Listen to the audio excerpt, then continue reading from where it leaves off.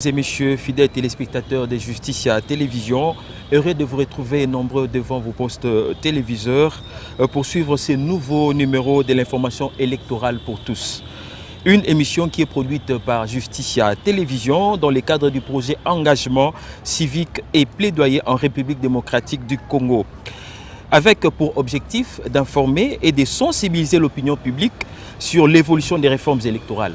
Cette émission est rendue possible par le financement des UCAID et de l'appui technique des centres Carter dans les consortiums et Talibiso.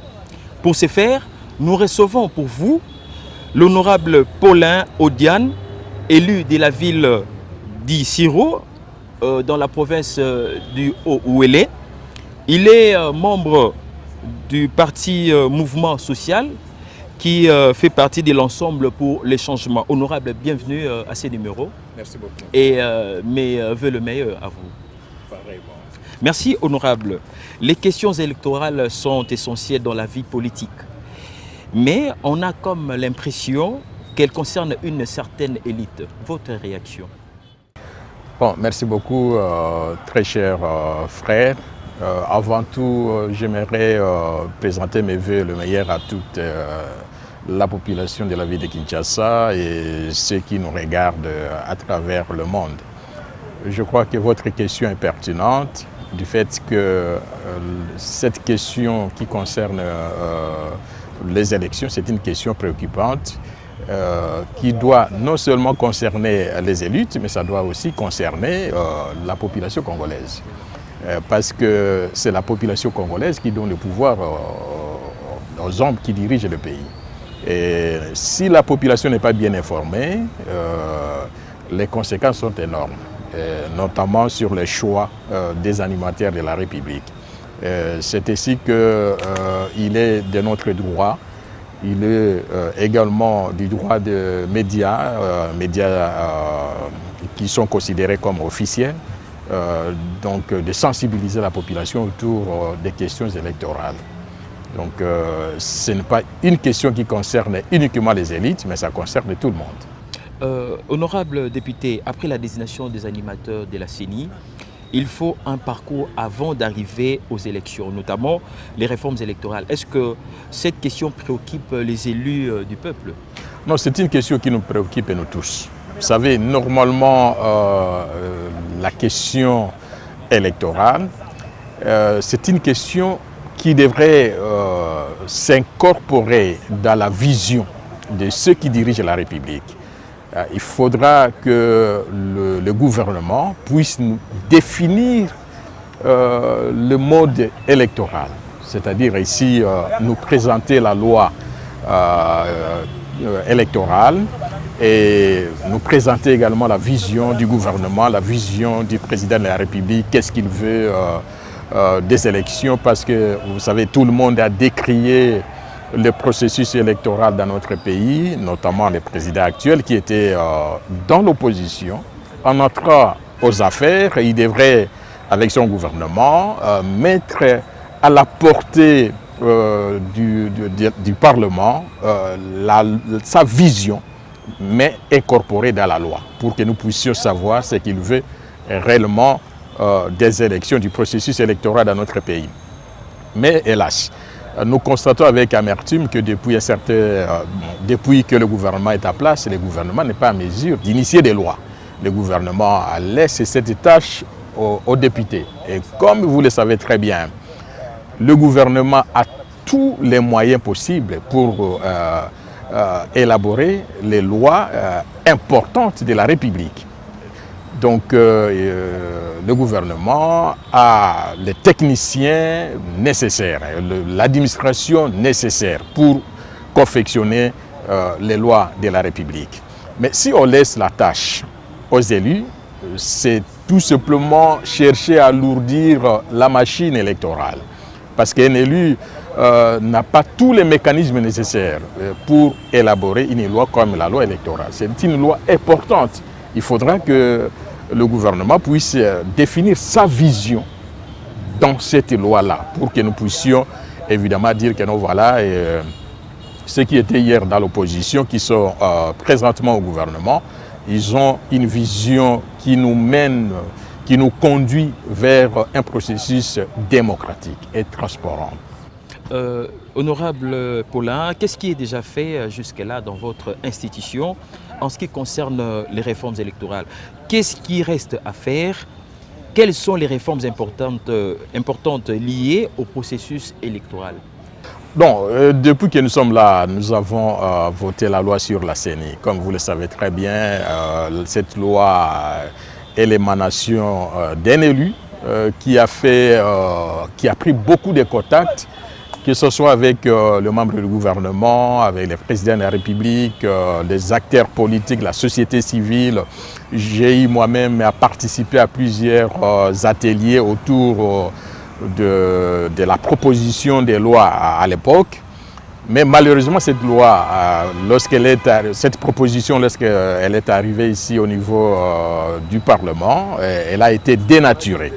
Donc les mécanismes et les garde-fous qui étaient prévus pour contrôler la CENI, ces garde-fous, tout simplement, ont pris une autre destination. Donc on n'a pas pu retenir tous ces garde-fous pour que nous puissions, pour que le processus, pour que la gestion même de la CENI soit transparente. Donc, mais qu'est-ce qui a provoqué tout ça? Bon, vous savez, nous sommes devant une majorité et c'est la majorité qui décide de tout. Vraiment, donc c'est la majorité qui a permis à ce que cela tombe en brèche? Exactement, c'est la majorité. Honorable, il y a des lois importantes, non seulement sur le processus électoral. Malheureusement, il y a un problème de vulgarisation de ces lois, de ces textes, bien sûr, ce que je voulais dire. N'y a-t-il pas de mécanisme prévu pour la vulgarisation de ces lois? Bon, comme je viens de le dire, normalement, c'est le travail du gouvernement, c'est le travail des députés, c'est le travail de la société civile. Donc tout le monde, c'est le travail des médias également. Mais pour que les médias puissent faire ce travail, ça demande de l'argent. Et en principe, pendant les vacances parlementaires, nous les députés, nous sommes appelés à vulgariser les différentes lois que nous votons au niveau de l'Assemblée nationale, disons au niveau du Parlement. Mais la difficulté majeure reste le fait que lorsque les députés vont dans les vacances parlementaires, ils s'embourbent dans les domaines qui ne sont pas les leurs.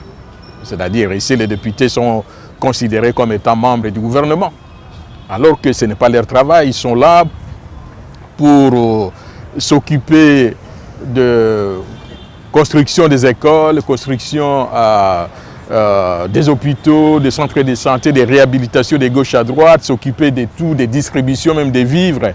Et la population s'embourbe dans ces désordres-là. La population ne s'intéresse pas à la restitution parlementaire.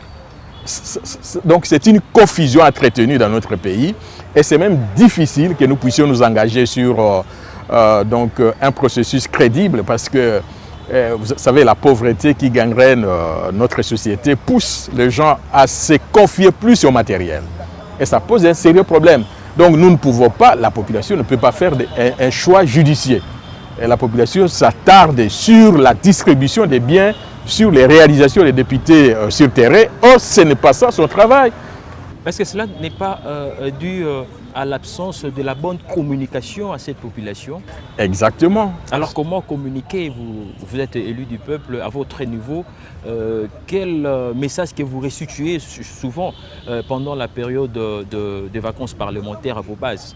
J'ai toujours été à vacances parlementaires et j'ai toujours organisé des rencontres et des restitutions avant les dossiers de Covid, évidemment. Et après, lorsque nous avons connu le problème de Covid, il était tout simplement difficile pour nous de regrouper les gens de peur d'être à la base de la contamination de notre population. Mais je crois que nous sommes en train de constater que pour le moment, il y a baisse sensible des cas de Covid. Et d'ici là, je vais me rendre à la base. C'est le travail que je ferai, évidemment, pour restituer ce que nous avons fait au niveau de l'Assemblée nationale et évidemment dire à la population quel est notre rôle. Parce que avec la distribution des biens, avec la distribution des billets de banque, de l'argent, ainsi de suite, la population s'écarte de sa mission de demander des comptes aux députés. La population préfère plutôt dire que non, je viens chez toi, donne-moi ceci, je viens chez toi et construis telle école, fais ceci. Or, ça ne rentre pas dans nos attributions. Honorable Paulin, je rappelle que vous êtes élu de la ville d'Issiro, dans la province du Haut-Ouélé. Honorable député, si tout dépendait de vous, quel serait le chemin critique par lequel les institutions engagées dans le processus électoral devraient nécessairement passer pour faire aboutir les 10 processus? Bon, d'abord, je tiens à dire que le processus actuel, si on est vraiment un homme qui concerne le processus, donc on n'a pas pu mettre des garde-fous pour barrer la route à la mauvaise gouvernance. Vous avez suivi vous-même quand on parlait ici de la commission paritaire, ainsi de suite, pour désigner le membre de la CENI. Donc ça n'a pas suivi le processus normal. Quand on parle d'une commission paritaire, cela signifie tout simplement que la composition de cette commission comprend deux tendances, c'est-à-dire un groupe venant de l'opposition et un autre groupe venant de la majorité au pouvoir. C'est-à-dire ici, si c'est 10 membres, il faut qu'il y ait 5 députés de la majorité à 5 députés de l'opposition. Mais nous n'avons pas suivi ce processus. Ce n'est pas à moi de répondre à cette préoccupation. À qui de répondre? C'est au bureau de répondre à cette préoccupation. Parce que moi, je ne suis pas membre du bureau. Je ne sais pas comment ils ont désigné le membre. Même si vous suivez la composition même de cette équipe, vous allez constater que les gens des mêmes tendances sont plus nombreux que les autres. Même une province peut être représentée plus que les autres provinces. Ça pose un sérieux problème de l'éthique même et de la moralité politique. Donc, il y a déjà un problème. Est-ce que vous êtes sûr qu'après les élections, tout le monde sera prêt pour accepter le processus, pour accepter les résultats? En tout cas, je ne suis pas Dieu, mais je sais que ça pose déjà un sérieux problème. Ça pose déjà un sérieux problème que vous avez refusé de le dire ici, devant le public. Parce qu'il y a la population qui nous suit, mais vous ne voulez pas dire haut et fort qu'est-ce qui a bloqué, qu'est-ce qui ne marche pas. Non, j'ai dit, ça a bloqué. Ça ne marchait pas parce que la désignation même de membres de la commission paritaire n'a pas respecté le règlement intérieur. C'est clair. Et en même temps, qui désigne le membre d'une commission? C'est le groupe parlementaire qui désigne le membre d'une commission quelconque. Ce n'est pas au bureau de désigner le membre d'une commission quelconque. Alors selon vous, qu'est-ce qui devrait être fait? C'est ce que je suis en train d'expliquer. Il fallait demander au groupe parlementaire, comme nous avons pour la commission paritaire évidemment, comme nous avons deux familles politiques ici, c'est-à-dire la majorité et l'opposition, il fallait se référer au président de groupe parlementaire de la majorité et de l'opposition pour désigner 5 personnes de l'autre côté de l'opposition et 5 de l'autre côté de la majorité pour désigner évidemment le membre de la CENI. Et évidemment, sur ce point de désignation même des membres du bureau de la CENI ou de la plénière, il fallait se référer aux différentes organisations qui concourent à mettre sur pied le bureau de la CENI. La société civile, l'opposition et puis la majorité. Je crois que vous êtes mieux informé que moi. Le président de la commission qui devrait venir de l'opposition ne vient pas de l'opposition. C'est ça la vérité et ce n'est que la vérité. Honorable Paulin Odiane, je vous remercie pour votre disponibilité. C'est à moi de vous remercier. C'est pour moi la toute première fois de passer sur votre chaîne.